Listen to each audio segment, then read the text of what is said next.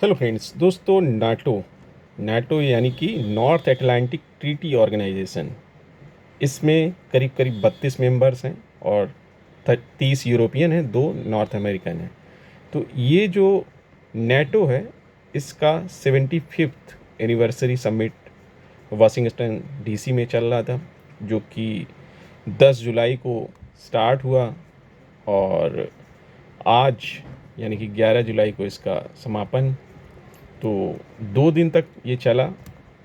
NATO का 75वां जो anniversary summit है वो वाशिंगटन डीसी में, इसमें दुनिया भर के नेताओं ने अपनी अपनी बातें कहीं और मिस्टर बाइडेन ने भी स्पीच दिया। और ख़ास तौर से यहाँ पे जो सबसे इम्पॉर्टेंट जो चीज़ हुई वो ये हुई कि यूक्रेन का जो फ्यूचर है नेटो में, उसके बारे में बात करी गई और सब ने बोला कि यूक्रेन आगे चल के नेटो का हिस्सा बनेगा। एंड जो ये प्रक्रिया है जिसकी शुरुआत की गई थी, जिसकी वजह से यूक्रेन नेटो की ही एक तरह से लगाई गई आग में झुलस रहा है, जो उसकी महत्वाकांक्षा थी कि नेटो में शामिल होऊंगा, और वही कहीं ना कहीं एक कारण बना। और कारण तो कई सारे अनेक भी हैं, लेकिन बहाना वही बना इसका। और उसी वजह से अब ये क्या कह रहे हैं कि its path is irreversible and all these leaders placed long term support to Kyiv in the Washington summit declaration जो हुआ, उसमें उन्होंने कीव को यानी कि यूक्रेन को जो लॉन्ग टर्म सपोर्ट है वो देने की बात अपने जॉइंट डिक्लेरेशन में कही। वहीं पे मिस्टर जो बाइडेन, उन्होंने भी कई सारी बातें उन्होंने बोली कि जो यहाँ पे F-16 फाइटर जेट्स के बारे में बोला कि वो यूक्रेन को इसकी सप्लाई कर सकते हैं। और साथ में यहाँ पे कुछ बातें यूक्रेन की तरफ से भी आई हुई हैं, जो यूक्रेन लगातार मुद्दे उठाता रहा है कि एक्चुअल में क्या करता है कि जो अमेरिका है बहुत सारे वेपन्स नेटो को देता है और साथ में उसके साथ राइडर भी लगा देता है कि आप रूस के इन इन इलाकों पर ही इनसे हमला कर सकते हैं, इस इलाके पे, इन इलाकों पे आप इन मेरे हथियारों से हमला नहीं करेंगे। तो यूक्रेन चाहता है कि हमारे साथ इस तरह की कंडीशन ना लगे और हमारे ऊपर अगर कोई अटैक हो और हमारे पास कोई कैपेबल वेपन है जो रूस को भी एक सिग्निफिकेंट डैमेज, जहां हम चाहें, जिन टारगेट्स को हम चुनना चाहें रूस के अंदर, उन पे हम अटैक कर पाएँ उन वेपन से। लेकिन क्योंकि मिलते ही इसी शर्त पे हैं कि आप सिर्फ इनका इस्तेमाल लिमिटेड कर सकते हैं, कहाँ कहाँ कर सकते हैं वो भी बताता है अमेरिका।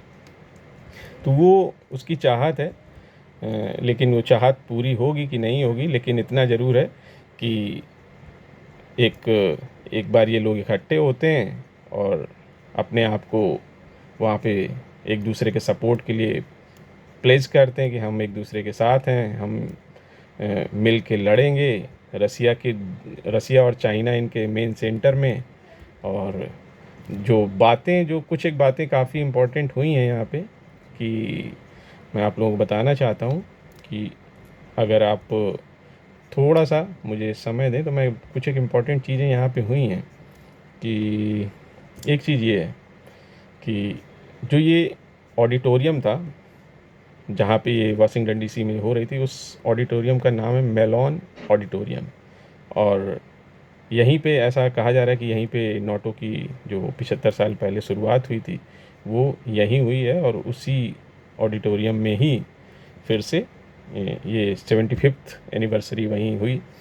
तो यहाँ पे एक ये कहा जा रहा है कि मतलब जो वेस्ट है और जो ख़ास तौर से अमेरिका है, वो शांति नहीं चाहते हैं, वो दुनिया में आग लगा के ही रखना चाहते हैं, चाहे वो नेटो हो, क्या कहते हैं, चाहे वो यूक्रेन हो या फिर other parts in the worlds, Israel वाला हो या फिर सीरिया एंड ऑल, ये सब कंट्रीज़ हो। तो यहाँ पे ये आग धधकती रहनी चाहिए। नेटो में मेनली नेटो वही करता है जो अमेरिका चाहता है। तो ये अमेरिका की चाहत है कि ये जो पीस है, शांति ना स्थापित होनी पाए। अफ़गानिस्तान था, फिर कुछ अपना अलग एरिया ढूंढ लेते हैं, फिर कहीं अलग बना लेते हैं। तो इनका है हमेशा चलता रहता है, कभी इराक हो जाता है, तो कभी सीरिया हो जाता है, तो कभी गाज़ा हो जाता है। तो ये सब हिजबुल्ला उधर लेबनान में। तो कहीं ना कहीं ये सब फ्यूल करता रहता है। एक तरफ कहता है इसराइल को कि तुम हथियार हमसे लो और उनको मारो, और दूसरी तरफ कहता है कि नहीं नहीं, शांति वार्ता करो और ये सब करो। तो दो दो दो कहते हैं ना कि दो डबल गेम करता रहता है अमेरिका। तो वही नेटो का भी काम है। नेटो के थ्रू ही वो अपने एजेंडे को चलाता है, और रसिया और चाइना को काउंटर करने की कोशिश ज़रूर कर रहा है, लेकिन कितना उसमें कामयाब है वो सब दुनिया देख रही है कि एक तरफ अकेला रूस और दूसरी तरफ सारे ये कंट्री हैं। वो बात अलग है कि रूस है तो वो चाइना से भी सपोर्ट ले रहा है, नॉर्थ कोरिया से भी ले रहा है, और जहाँ से भी उसको मिल रहा है वहाँ से वो सपोर्ट ले रहा है, और इनडायरेक्ट सपोर्ट तो हमारे यहाँ से भी ले ही रहा है कि हम उनके यहाँ से कई सारे जो उनके साथ ट्रेड कर रहे हैं बड़े बड़े, चाहे वो ऑयल का हो या फिर अदर्स हो, बहुत सारी चीज़ें हम उनसे फर्टिलाइज़र्स हो, ऑयल एंड गैस हो, इसमें हम कर ही रहे हैं, जिससे उनको काफ़ी इकोनॉमिकली सपोर्ट मिलता है।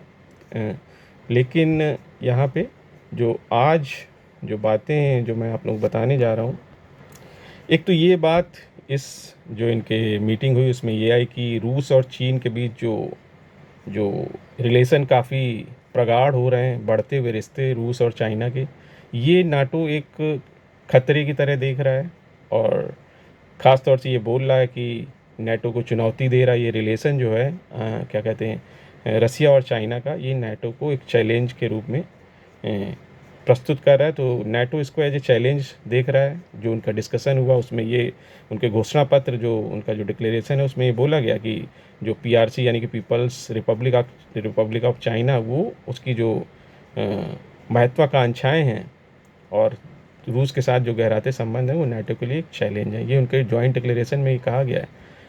साथ में यहाँ पे ये भी बात आ रही कि जो बाइडेन है उन्होंने नाटो कंट्रीज़ से बोला कि अपना जो बिज़नेस जो है, जो एक्टिविटीज़ हैं, अपना जो उद्योग है उसको और ज़्यादा मजबूत करें। साथ में जो डिफेंस प्रोडक्शन है उसको बढ़ाएं, क्योंकि अगर देखें उनका कहना है कि हमें रूस से सतर्क रहना चाहिए सभी नाटो के देशों को, और हमें अपना जो सप्लाई चेन के साथ साथ हमें अपना प्रोडक्शन, डिफेंस प्रोडक्शन जिसमें मेनली है, उसको बढ़ाना चाहिए।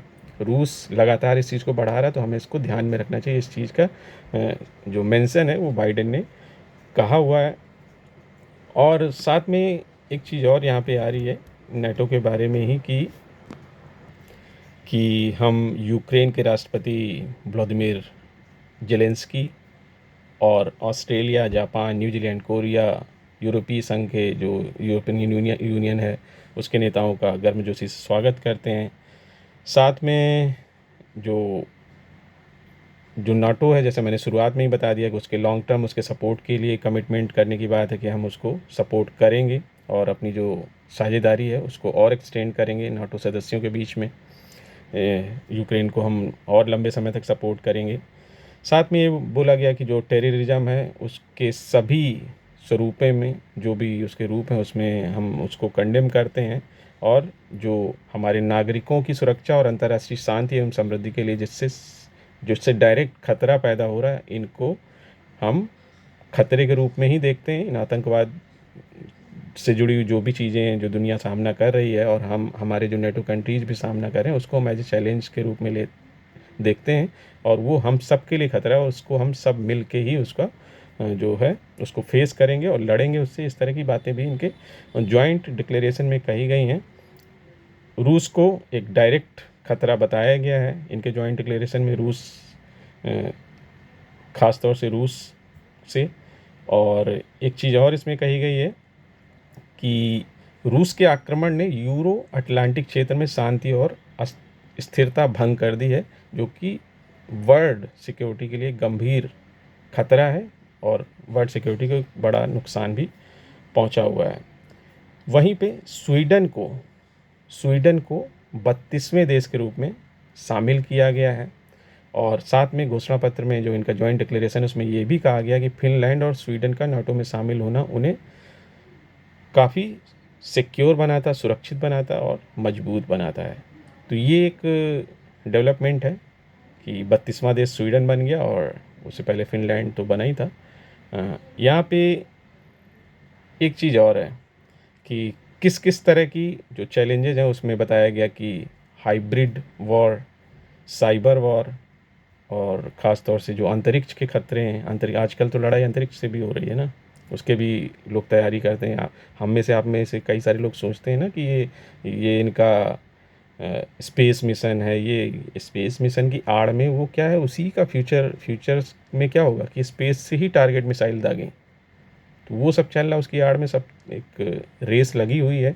कौन कितना उसमें कामयाब होगा वो बात अलग, लेकिन इनका अपर हैंड तो है ही है, जो रूस और अमेरिका जैसे देश हैं, और चाइना ख़ास तौर से। और हम भी उसी सीरीज़ में आगे बढ़ रहे हैं कि हम भी अपनी स्पेस कैपेबिलिटीज़ को बढ़ा रहे हैं कि अब ये लड़ाई जो है धरती और समुद्र, यानी कि यहाँ पे धरती समुद्र और ये एयर वाली नहीं है। अब यहाँ से स्पेस में भी एक, क्या कहते हैं कि एक ग्राउंड बनेगा जहाँ से दूसरे देशों को, जो उनके दुश्मन देश हैं, वो उनको निशाना बना सकें। ऐसी कैपेबिलिटीज़ डेवलप करी जा रही हैं।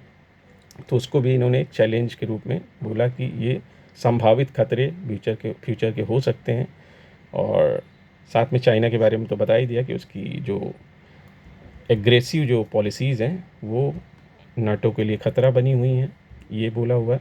और लगातार जो पीपल्स रिपब्लिक ऑफ चाइना है, वो उसकी जो नीतियां हैं, जो उसकी महत्वाकांक्षाएं हैं, वो लगातार नाटो के लिए चिंता बनी हुई है। रूस और चीन का कई बार इसमें जिक्र है इनके ज्वाइंट डिक्लेरेशन में। एक तो रूस, क्या कहते हैं कि रूस और चीन के रिलेशन गहराते संबंध एक जिक्र है।